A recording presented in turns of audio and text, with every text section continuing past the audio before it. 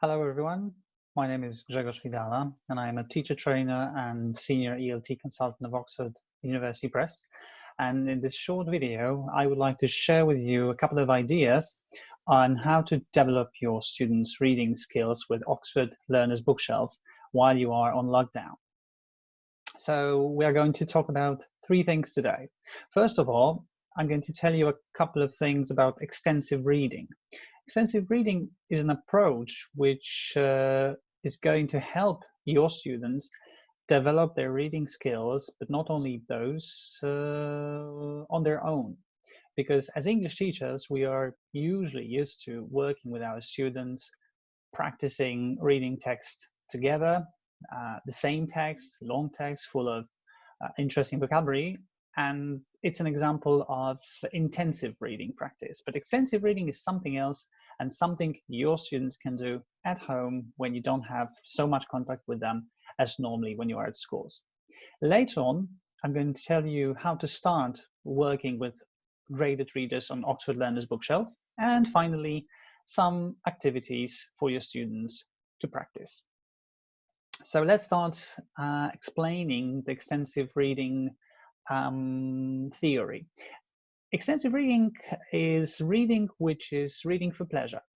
This is a place where students can choose what they want to read, when students can choose something that interests them, something that is going to bring them joy, enthusiasm, but also it must be a piece of reading which is appropriately assigned. I mean, the level of the student, of the reader, must be appropriate. What is important in extensive reading is that we don't do typical comprehension checking, just like we do it with reading exercises we have in course books, and we don't usually test our students on how much they remember, the words they learned in a traditional way and traditional understanding of it. And in terms of general comparison, extensive and intensive reading, like I said before, our students and ourselves as teachers, we are used to practicing and developing reading skills with texts where we require 100% comprehension. So students basically must read and understand every single word. We usually give them texts which are challenging.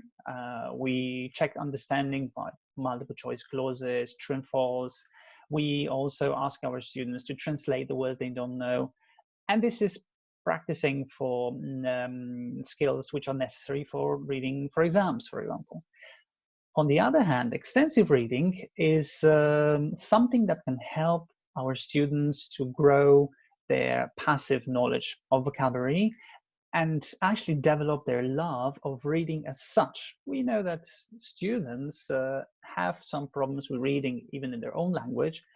That is why if we give them choice, if we give them access to texts which are quite easy, but followed with easy activities where they can skip the words they don't know, and again, the text that they can choose all on their own, they will be much more happy, and they will be much, they will look for a piece of reading much more often. So how to do it? Well, starting from March 2020, Oxford University Press has made it possible for everybody, be it a student, be it a teacher, to access Oxford Learners Bookshelf, an application or a website for free to everyone. And if your students register on the website, because I suppose that some of you may already know it, but some of you may not.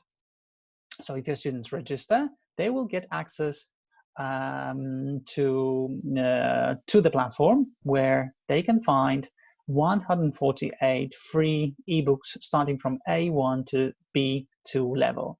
It's enough for students to click on the button Add to Bookshelf, and they are going to have access to their library, which is available for them until the 30th of June 2020. So later on, it's just enough for them to choose a piece of reading, click on the title, on the cover that interests them, and start reading. So How to choose a reader. And when you want to start reading with your students, like I said, you don't have to tell them to read a particular book that you want them to read, but to choose on their own. But you can suggest that they can first look at the cover, they can consider the title that is that sounds attractive to them. It could be quite difficult to read the back cover with an online reader, but they can do it clicking to the back. But they can just go through a couple of pages, look through illustrations, and then decide if it's interesting for them or not. And then after they choose, they can just sit and read comfortably. And what is important, that it must be a piece of reading that they could actually do in one go, from the beginning to the end, because this is something that will give them much more pleasure than reading it a couple of times during 1 week, let's say. So how to start, how to make students love reading. First of all, the first activity that you can give them is that they should read for a minute a day. And then, so they can use a timer, they can use their mobile phones, and then set the time for 60 seconds, read a page, and then count the words that they were able to read within 1 minute. If they do it every day, this is like going to the gym. The more you practice, the more you are able to do. So they will notice after 1 week, after 2 weeks, after 3 weeks, that the number of words they can read is getting bigger and bigger. So when we did that, we can ask them to, for example, make a bookmark. If your students are primary learners, it can be something easy. It can be some graphic illustration of the title of the book. It can be also a bookmark with an illustration from the book, or it can be a bookmark with a sentence that they particularly like from the reader they chose. But what is important is that every single student can choose a different book. So that's why you will make sure that your students will be showing you projects that will be completely different and with their own style. Another idea is making a poster. And again, a poster may represent the title of the book they chose. It can be a graphic representation of an illustration from the book, or it can be a poster showing a sentence they liked, a sentence they learned, or 10, for example, words that they found particularly useful, nice, worth remembering from a reader they chose. If your students are a little bit older and like working online, you can ask them to prepare an online poster using some applications like Blockster, or just their mobile phones, where they can adapt a picture, a photograph that they have connected with the book.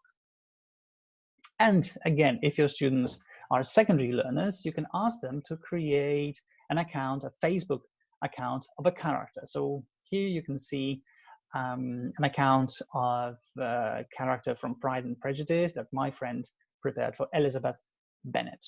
It will be much more enjoyable for them than writing a passage on the characteristic. This is something they do every day, and I suppose something that they like. So these were a couple of ideas that you can do if you want to start working. And if you want to check from time to time how your students are doing, how much they are reading, what they've already learned or remembered, every single book that a student goes through in the application or on the website, Oxford Learners Bookshelf, is automatically marked in a reading diary. So as you can see, apart from a bookshelf where you can choose the books, there is also a bookmark with a reading diary, which actually calculates how many words have you read so far, how much time did it take you, and what titles have you chosen. Apart from that, the application prepares also a certificate for you, which can be a nice thing for a student to get at the end of lockdown, just to show their teacher, their parents, or a head teacher that they have done so much. So if they click on the bookshelf, on the bookmark certificate, they are going to receive something like that. I hope you find these ideas useful. If you want to learn more about what to do with your students at home, visit our website, oup.com, where we have a special section on Learn at Home with lots of activities, lots of suggestions and videos, or just watch all the other videos connected with staying at home and learning. Thank you very much. Goodbye.